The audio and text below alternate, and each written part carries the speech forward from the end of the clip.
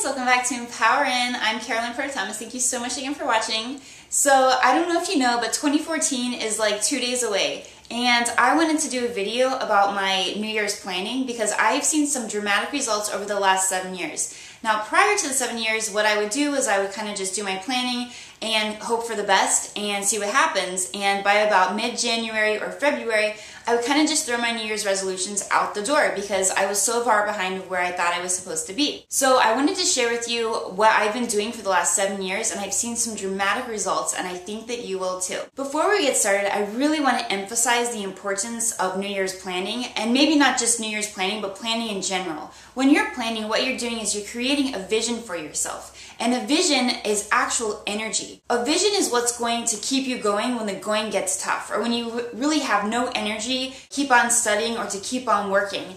Because what it will do is it'll just lift you up when you need that extra pick-me-up. There's a phrase in the Bible that says, "Without a vision, the people perish." Now, regardless of what you believe religiously, you do have to admit that there is some wisdom in the Bible. It has been around for a year or two. If you think about that, without a vision, the people perish, that sounds kind of interesting, doesn't it?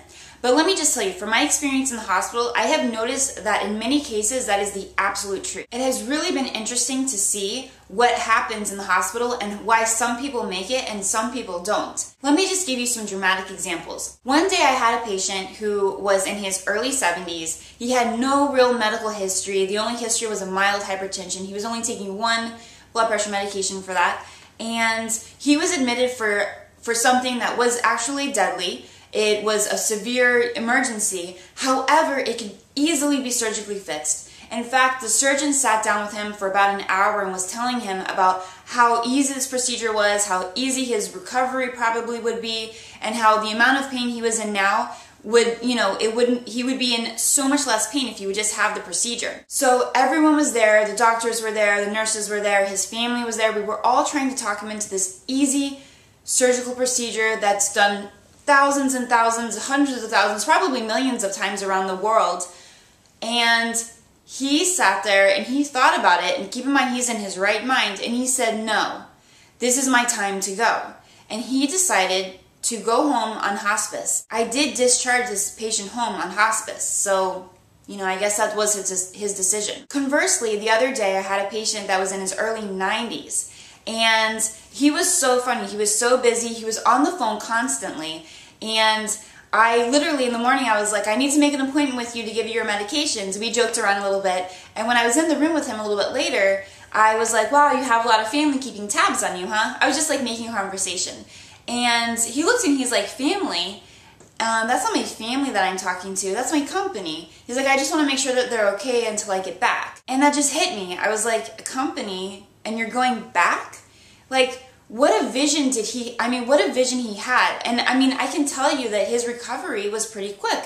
Even though his age was, later in age, he was in his early 90s, but he recovered quickly and he went back to his life because he had a great vision. So now that you know how important the vision is, let me just tell you what I was doing that really had a huge impact on me actually achieving my goals.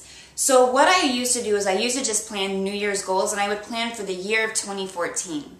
And like I said, end of January, beginning of February, a lot of times I would just literally take my goals up and just rip them up because I was so far behind. It was just depressing. What I did instead was I started planning a 3-step process. And it goes like this. I plan my 1 year, my 5 year, and my 10-year goals. What this did was it just helped me relax and realize that even if I was a little off course with my 1-year goals, it didn't matter because my life was much more than just 1 year. I had 5 years or 10 years to achieve this goal. And what was really interesting was that many times I would be able to achieve my 1-year goals in 1 year and 1 month, or 1 year and 2 months. So just relaxing and just knowing that it's okay if it takes a little bit longer gave me that extra oomph to actually get my goals done. Whereas before, I would just give up altogether and not achieve my goals at all. I think it's really, really important to surround yourself with positive information while you're doing this planning.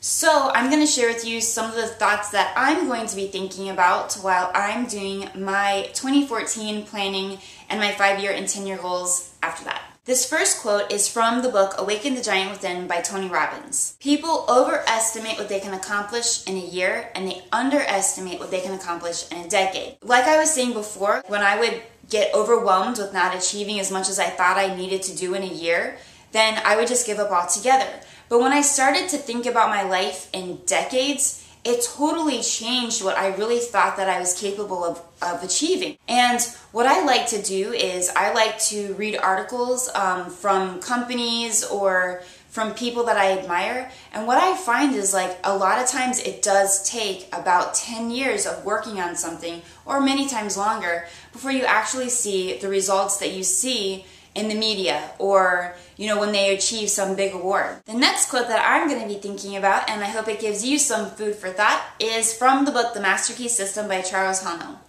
And it is this: the only way to keep from going backwards is to keep going forwards. Eternal vigilance is the key to success.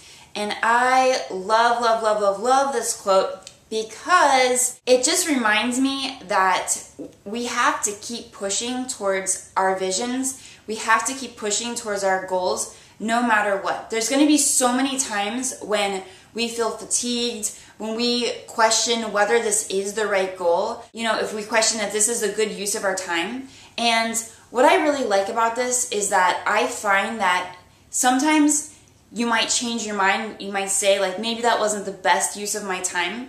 But there's a lot of satisfaction that comes in completion of goals. Even though in retrospect you might say that might not have been the best time, but hey, I finished it. There's a lot of things that I did and I forced myself to finish it, and just the completion of it really helped me feel much better. The next quote that I want to share with you is from the book The Alchemist by Paulo Coelho.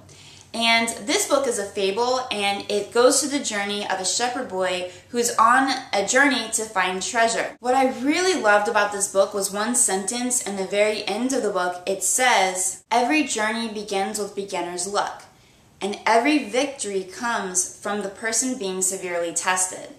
And I have really noticed this to be the absolute truth. I feel like whenever you start a journey, you already have a lot of natural talent and a lot of natural capabilities. And when you first start towards a goal, you'll notice that you see a lot of progress. And your progress is just going like this. And let me tell you, this is a high that nothing, no amount of, drugs, alcohol, or anything could give you. It is such a good feeling. So you're on this, and then you go like this. But then you don't really continue to go there that way until you reach the top. What happens is you kind of go like this, and you hit this plateau. And this plateau, it really stinks. And what stinks even more is that you have to work during this period 3 to 5 times harder than you were working when you were having so much growth. And in this period, when you're working this hard, you're not seeing any growth at all. And we don't know how long we're going to be in this period. But what I love about this phrase is that this period is a test. And if you continue to keep pushing towards that goal, you will eventually see the progress again. But that period does stink, and many people give up at that time. So if you are on your goal to becoming a nurse, or your goal to, have a job that you really love, then if you're in a period like this, you just have to keep pushing. And you just have to keep going and doing everything you've got, and you will eventually see progress again. So guys, I hope you enjoyed this, and make sure you plan for a powerful 2014 and the next 5 years and 10 years. So I hope you enjoyed this. If you did, please give it a thumbs up and subscribe to the channel, and more videos coming soon for the year 2014. Alright guys, see you next year. Love you. Bye.